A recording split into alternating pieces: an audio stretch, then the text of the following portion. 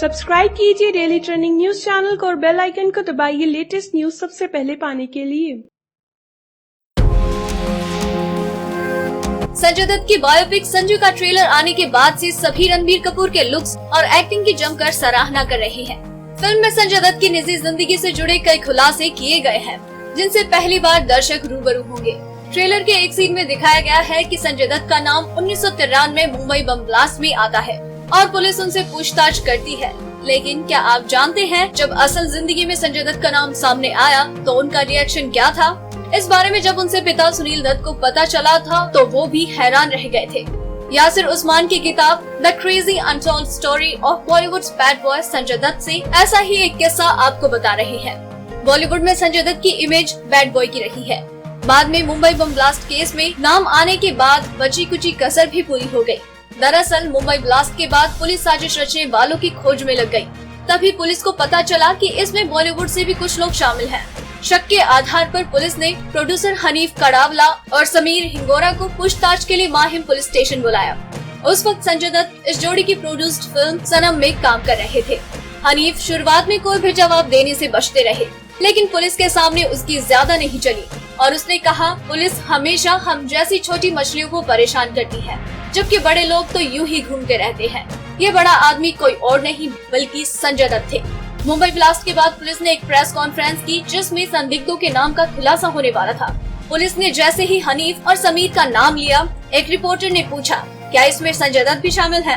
दरअसल ये सवाल महज तुक्का था, क्योंकि उस वक्त संजय दत्त हनीफ समीर की प्रोड्यूस की गई फिल्म में काम कर रहे थे। हालांकि सवाल के जवाब में पुलिस का रवैया टालम टोल वाला ही रहा, लेकिन मीडिया के हाथ बहुत बड़ी खबर लग गई थी। प्रेस कॉन्फ्रेंस के अगले ही दिन सभी अखबारों के पहले पेज पर ये खबर छपी थी। संजय उस वक्त मॉरिशस में फिल्म आतिश की शूटिंग कर रहे थे। शूटिंग खत्म करने के बाद जब वो मुंबई लौटे तो करीब 100 पुलिस वाले उनके सामने बंदूक ताने खड़े थे। संजय दत्त को एयरपोर्ट से सीधे मुंबई क्राइम ब्रांच ले जाया गया। शुरुआत में संजय दत्त ने सभी आरोपों से इनकार किया, लेकिन जब हनीफ समीर को उनके सामने खड़ा कर दिया गया तो संजय दत्त के पास छिपाने के लिए कुछ नहीं बचा। उन्होंने कबूल कर लिया कि उनके पास AK-56 है, जिसके बाद संजय दत्त पर टाडा एक्ट लगाया गया। संजय दत्त समझ चुके थे कि ब्लास्ट केस में वो फंस चुके हैं। संजय दत्त के पिता सुनील दत्त काफी स्वाभिमानी व्यक्ति थे। उन्हें अपनी बेटी की इस करतूत पर एक बार तो यकीन ही नहीं हुआ। पुलिस ने भले ही संजय दत्त की हरकतों के बारे में सुनील दत्त को बता दिया हो, लेकिन वो अपनी बेटे के मुंह से ये सब सुनना चाहते थे। संजय दत्त ने सुनील दत्त को बताया कि दाऊद इब्राहिम के भाई अनीश इब्राहिम ने उन्हें कुछ हथियार दिए थे। सुनील दत्त ने पूछा, लेकिन वो हथियार क्यों लिए?